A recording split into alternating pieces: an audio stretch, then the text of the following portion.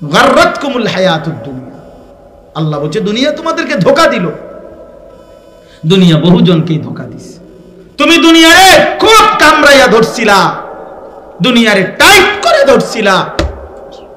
তুমি soil test report করে একেবারে বুয়েটের ইঞ্জিনিয়ার দিয়া বিল্ডিং এর মজবুতির জন্য যেন তুমি কোনোদিন না মরো, যেন কোনোদিন তোমার এই ঘর থেকে বাহির না করে, এই জন্য খুব হেভি করে ফাইলিং কইরা এরপরে বিল্ডিং বানাইছো। এভাবে দুনিয়ারে তুমি আঁকড়াইয়া ধরতে চাইছিলা। দুনিয়া সত্যি সত্যি একদিন একটা লাথি মাইরা তোমারে কবরে ফেলাইয়া দিয়া বলবে, বেঈমান, আমি যদি থাকতে দিতাম তাহলে তো তোর দাদারেও থাকতে দিতাম, তোর বাবাও থাকতে দিতাম, তোর পূর্বপুরুষকেও থাকতে দিতাম। আমি কাউকে থাকতে দেই নাই, কেউ মরতেও চায় নাই, তোরে থাকতে দেবো কেন বেঈমান? কে তোরে বোকা বানাইলো? কে তোরে ধোকা দিল? তুই কেন আমারে আঁকড়াইয়া ধরলি? দুনিয়া তুই জানো না আমি এখানে কাউরে থাকতে দেই না? আমার দাদা মরলো কেন? বেকুবা ছিল এই কারণে। কেন কথা বলেন না কেন মিয়া? আমার দাদা মরলো কেন? বেকুবা ছিল দেখে নাকি? আমার বাপ মরলো কেন? বেকুবা ছিল এই কারণে না? আপনি সালাক, আপনি মরতেন না, মরতেন না। যুবক, তোমার জওয়ানি শেষ হইতো না। তুমি কি ভাবছো এ সবসময় শরীর এরকম টান টান সুঠাম মজবুত দেহ থাকবে না? এমন হবে না আর কোনোদিন। ওই বুড়ো মুরব্বী, বুড়ো মানুষ, ওই চাচা দাদা, তাদের মতো ঢিল রাড়া শরীর আর হবে না। আর অতটুকুরও তো নিশ্চয়তা নাই। কোরআনুল কারীমের মধ্যে আল্লাহ বলছেন, কি সুন্দর আয়াত শুনেন। আল্লাহ বলছে, ওয়া নুকিররু ফিল আরহামে মা নাশাউ ইলা আজালিম মুসাম্মা, আমি মায়ের পেটে একটি নির্দিষ্ট সময় বাচ্চাটাকে রাখি। সুম্মা নুখরিজুকুম তিফলান, অতঃপর শিশু আকারে বাচ্চাটাকে মায়ের পেট থেকে বের করি। সুম্মা লিতাবলুগু আশুদ্দাকুম, অতঃপর ধীরে ধীরে তাকে সুঠাম মজবুত বড় স্বাস্থ্য মানে শরীরের শক্তি দিতে থাকি। আজ এখানে আয়েশা আল্লাহ বলতেছে এ দিতে থাকি, সামনের দিকে নিতে থাকি বাচ্চাটাকে। তবে এখানে আয়েশা আবার দুইটা হয়, আমিনকুম মান ইউতাওয়াফা মিন ক্বাবলু, কাউকে কাউকে এই আগাইতে আগাইতেই মৃত্যু দিয়া কবরে নিয়ে যাই। আর আমিনকুম মান ইউরাদ্দু ইলা আরদালিল উমর, আর কাউকে কাউকে চূড়ান্ত বৃদ্ধ একবারে দুর্বল বুড়া পর্যন্ত নিয়ে যাই, কিন্তু সবাইকে না, সমানভাবে না। আমার দাদা বুড়ো হয়েছে দেখা আমি বুড়ো হব তার কোনো নিশ্চয়তা নাই। আল্লাহ বলছেন এই জন্য সব জওয়ান বুড়া হয় না। একজন বিশ্ববিখ্যাত বুজুর্গ ছিলেন হযরত হাসান বসরি রাহমাতুল্লাহি আলাইহি। তিনি একদিন যুবকদেরকে লক্ষ্য করে বলছিলেন, ইয়া মাশারাশ শাবাব, যুবক ভাইরাও শোনো। তিনি বলছেন, হে নওজওয়ানরা শোনো, ইন্না যারআ কাদ তুদরিকুহুল আহাতু ক্বাবলা আন ইয়াবলুগা। উনি বলছে বহু ধান, বহু ফসল, বহু ফুল পরিপক্ক হওয়ার আগেই, পূর্ণতায় পৌঁছবার আগেই রোগ ব্যাধি জীবাণু ইত্যাদি কিছুর কারণে ঝরে যায়। মনে রেখো, ঝরে পড়ে। এক গাছের মধ্যে যত মুকুল ধরে তত পরিমাণ আম হয় না, হয় কি ভাইয়া? তো এটাই উনি বুঝাইলেন, এটাই উনি বুঝাইলেন। মানুষ যে পরিমাণ ধান লাগায় ওই পরিমাণ ফসল উঠে না। উঠে ফসল না। এই জন্য তিনি বলছেন, যুবক ধোঁকা খাইও না। আবার মুরব্বীদেরকে বলছেন, ইয়া মাশারা শুয়ুখ, হে মুরব্বী বৃদ্ধগণ, হে বুড়োগণ। কি বললেন? উনি প্রশ্ন করছে বয়স্কদেরকে, যে প্রশ্ন করছেন, মা ইউনতাজারু বিজারঈ ইজা বালাগা, কয় যে কোন ধান যদি পাইকা যায়, বলেন তো আর কাজ কি বাকি থাকে? জিজ্ঞাসা করছেন হাসান বসরি রহমাতুল্লাহ। বয়স্ক লোককে বলছে, বয়স্কদেরকে, যে ধান যখন পাইকা যায় তখন আর বাকি থাকে কি? কোন তো কি বাকি থাকে? কথা বলেন না। কি বাকি? হ্যাঁ, ক্বালু আল হাসাদ। তো কিতাবে আছে যে ওই মুরব্বীরা বয়স্করা বলল যে আর কাটাটা বাকি থাকে। তিনি বললেন ঠিক, আপনারা বয়স্ক, আপনাদের আর মরণটা বাকি, আর মরণটা বাকি, কাটাটা বাকি। কাজেই আপনারাও হায়াত কাজে লাগান। যুবক, আপনিও হায়াত কাজে লাগান। আপনাদের কাছে আমি অনুরোধ করছি, আমার এই আয়াতের মূল বক্তব্য এই কথাটাই। আল্লাহ তাআলা বলছেন, বান্দা এবার আয়াতের মধ্যে আসেন, ইন কুনতুম তুহিব্বুনাল্লাহ, যদি তোমরা আল্লাহকে ভালোবাসতে চাও। এই কথার আগে একটু ব্যাখ্যা করেন।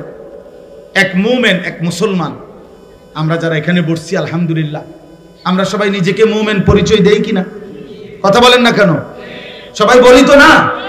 এক মুমিন, এক ইমানদার যে নিজেকে মুমিন পরিচয় দেয়, কোরআনুল কারীমের মধ্যে আছে, আল্লাহ তাআলা বলছেন সেই মুমিনের নিকটে, সেই ইমানদারের কাছে সবচেয়ে প্রিয় জন, সর্বোচ্চ ভালোবাসার জন হবে আল্লাহ। কে? মুমিনের প্রথম ভালোবাসা আল্লাহর প্রতি। মুমিনের প্রথম ভালোবাসা কার প্রতি? আবার বলেন, কার প্রতি? এটা কোরআনের আয়াত, ওনে ঠেলাঠেলির কিছু নেই, ধাক্কাধাক্কির কিছু নেই, সরাসরি কোরআনের আয়াত। ওয়াল্লাযীনা আমানু আশাদ্দু হুব্বান লিল্লাহ, সাফ আয়াত। আল্লাহ তাআলা বলেন যারা ইমানদার, ও ভাই কথা বলো না, এই ছেলে, ওই বেটা সামনে দাঁড়াইয়া কথা বলো কেন? তুমি আরো দূরে যাইয়া কথা কইতে পারো না? হ্যাঁ যাও, তোমার কথা বাকি থাকলে আরো দূরে যাও মিয়া, মেইন রোডে অনেক জায়গা আছে মিয়া।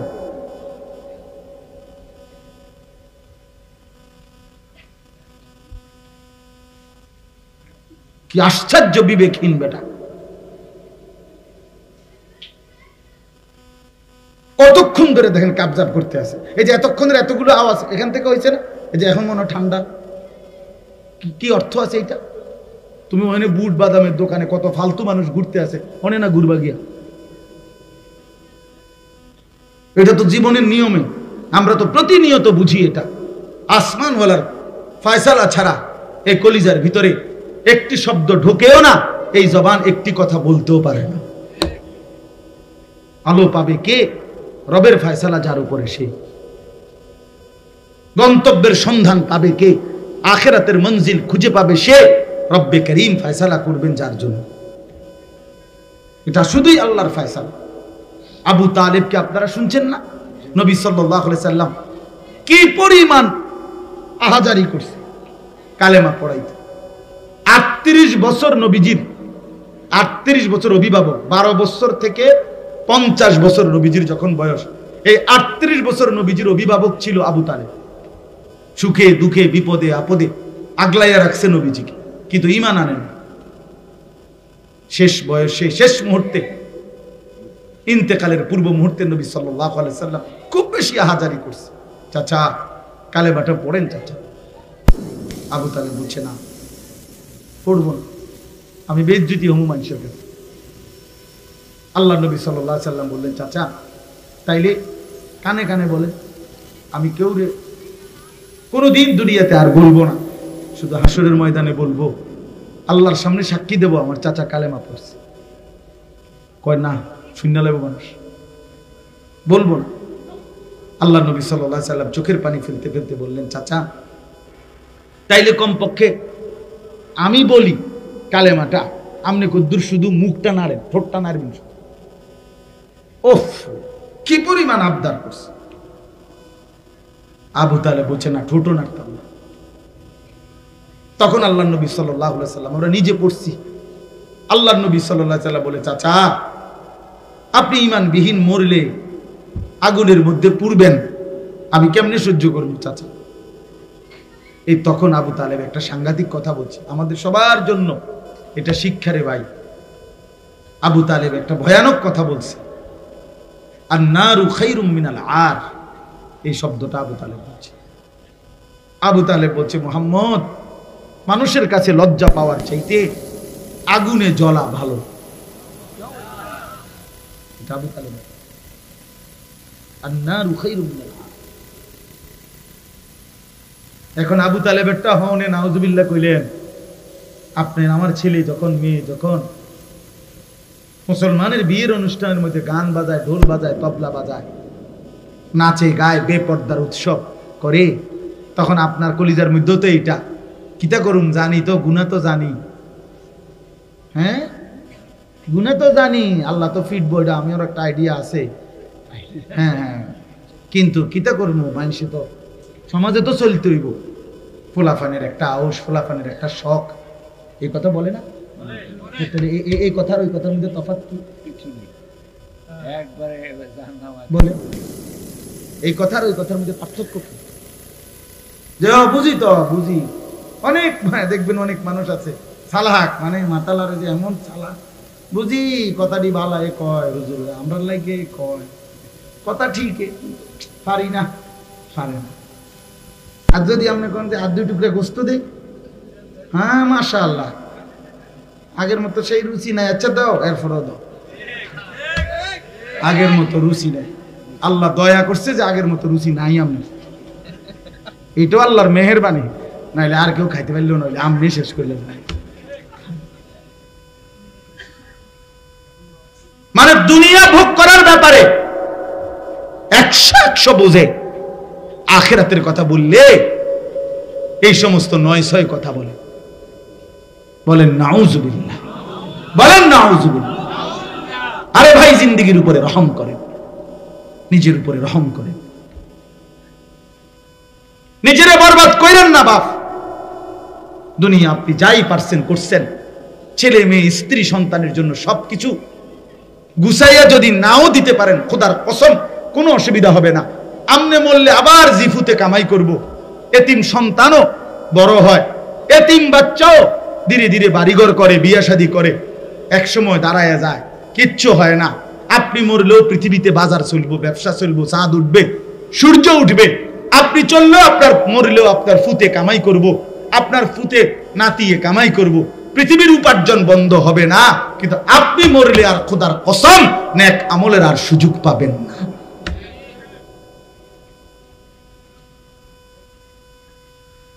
খামখেয়ালি করেন না, খামখেয়ালি করেন, চালাক মনে করেন না নিচে। সবাইকে বলি, আমাকেও বলি, ফিকির চাই বাবা। কেন আল্লাহকে নারাজ করবেন? কেন রাসূলুল্লাহ সাল্লাল্লাহু আলাইহি ওয়াসাল্লামের সুন্নাত মানবেন না কেন? এই জন্য আল্লাহ তাআলা বলেন, একজন মুমিনের সবচেয়ে বেশি ভালোবাসা কার প্রতি? আল্লাহ। বলেন না কার প্রতি? তাহলে আল্লাহ বলেন, ইন কুনতুম তুহিব্বুন আল্লাহ, যদি আল্লাহকে ভালোবাসতে চাও। এখন আল্লাহকে ভালোবাসা আমাদের দায়িত্ব কিনা? কথা বলেন না, দায়িত্ব কিনা? হ্যাঁ, এটা তো আল্লাহর দাবি, আল্লাহর চাওয়া এটা, যে ঈমানদার মানে আমাকে সবচেয়ে বেশি ভালোবাসো, আমাকেই ভালোবাসো, আমাকেই ভালোবাসো। কোরআনে আছে, আল্লাহ বলেন আমি কেমন বান্দা চাই? আল্লাহ বলেন ইউহিব্বুহুম ওয়া ইউহিব্বুনা, আমি এমন ঈমানদার চাই যারা আমাকে ভালোবাসবে, আমিও যাদেরকে ভালোবাসব। আল্লাহ কোরআনে বলেন, এই ভালোবাসা যদি চলতে থাকে মৃত্যু পর্যন্ত, আমিও ভালোবাসি, বান্দাও ভালোবাসে, বান্দাও আমাকে মনে রাখে, আমিও তাকে মনে রাখি। আল্লাহ বলেন, মৃত্যুর মুহূর্তে আমি আল্লাহ এমন প্রিয় বান্দাকে আমি নিজেই ডাক দেব, ইয়া আইয়াতুহান নাফসুল মুতমাইন্না ইরজিই ইলা রাব্বিক রাদিয়াতাম মারদিয়া। আমার প্রিয় বান্দা, চলে আসো আমার কাছে, আমিও তোমার উপরে খুশি, তুমিও আমার উপরে খুশি। हम यहां से तुम वहां से दोनों जानिब से इशारा हुआ, আমি এখান থেকে তিনি সেখান থেকে, দুই দিক থেকে ইশারা, ইঙ্গিত, একে অপরের উপরে রাজি। বান্দা বলে আল্লাহ আমি আপনার উপরে রাজি, আল্লাহ তাআলাও বলে বান্দা আমিও তোর উপরে রাজি। বান্দা বলে আল্লাহ আমি আপনাকে ভালোবাসি, আল্লাহ বলে বান্দা আমিও তোকে ভালোবাসি। এবং যখন হয়েই যায়, আল্লাহ বলে দুই দিকের ভালোবাসা যখন কমপ্লিট, এবার বান্দা চলেই আসো, আর থাকতে হবে না দুনিয়া, আইসা বল, আও বান্দা আমার কাছে চলে আসো, আমার কাছে চলে আসো। এই জন্য ইন কুনতুম তুহিব্বুন আল্লাহ, আল্লাহকে যদি ভালোবাসতে হয় বাবা, আল্লাহকে যদি পেতে হয়, আল্লাহকে পাইতেই হবে, আল্লাহকে রাজি করতেই হবে। আল্লাহ কোরআনে বলছে ফামান কানা ইয়ারজু লিকা রাব্বি, তোমরা যারা আখিরাতে আল্লাহর সাক্ষাৎ পেতে চাও তাহলে আল্লাহর সাক্ষাৎ পাইতে হবে। আল্লাহকে পেলেই জান্নাত পাবে, জান্নাত পেলেই আল্লাহকে পাবে। কথা বুঝছেন না? যে জান্নাতি সে আল্লাহর দিদার পাবে, যে আল্লাহর দিদার পাবে সে জান্নাত হবে। তাহলে আল্লাহকে পেতেই হবে। আল্লাহকে হারিয়ে পৃথিবী পেলে কিছুই পাওয়া হয় না। কেউ যদি আল্লাহকে বাদ দিয়ে গোটা পৃথিবী 10-12 পায়, খোদার কসম সে কিছুই পায় না, কিছুই পায় না। দুনিয়া বারবার ধোকায় দেয়, দুনিয়া কি দেয়? ধোকাই দেয়, দুনিয়া ধোকা দেয়।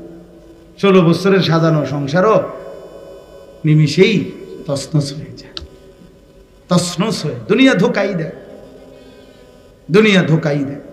এই জন্য আল্লাহকে যদি পেতে চায় আর পাইতেই হবে, আল্লাহকে ভালোবাসতেই হবে, আল্লাহকে পাইতেই হবে, আল্লাহর সন্তুষ্টি হাসিল করতেই হবে। কোরআনে আল্লাহ বলছে ওয়া রিদওয়ানুম মিনাল্লাহি আকবার, আল্লাহর সন্তুষ্টি হলো সবচেয়ে বড় সম্পদ। ওয়ালা যিকরুল্লাহি আকবার, আল্লাহ বলছে আল্লাহর জিকির এটাই হচ্ছে আকবার, সবচেয়ে বড় সম্পদ।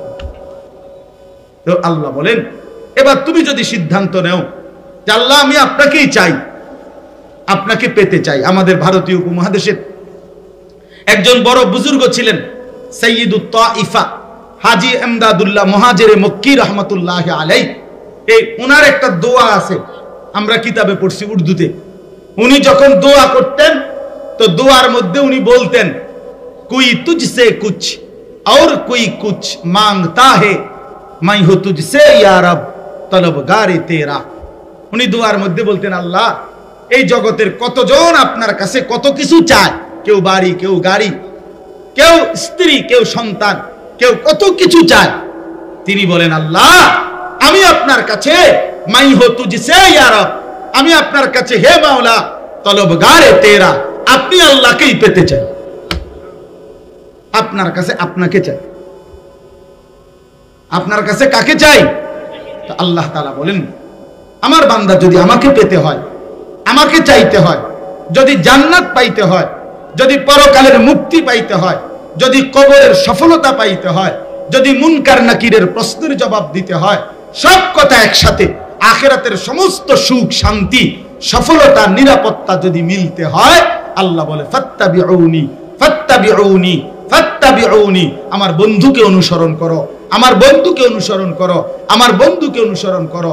হাঁটা চলা উঠা বসা আচরণ উচ্চারণ লেনদেন খাওয়া পড়া আহার নিদ্রা চলন বলন ঘর বাজার সংসার স্ত্রী সন্তান দেশ জাতি রাজনীতি সমস্ত কিছুর মধ্যে রাতের অন্ধকারে দিনের আলোতে একাকী কিংবা প্রকাশ্যে লোক সম্মুখে কিংবা সঙ্গোপনে আল্লাহ তাআলা বলেন একজনকেই অনুসরণ করো, তিনি আমার প্রিয় বন্ধু মুহাম্মদুর রাসূলুল্লাহ সাল্লাল্লাহু আলাইহি ওয়াসাল্লাম। তাকেই অনুসরণ করো, তাকেই অনুসরণ, তাকেই অনুসরণ।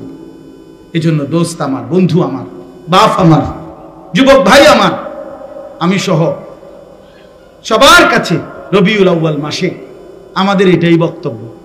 চলেন সিদ্ধান্ত নেই।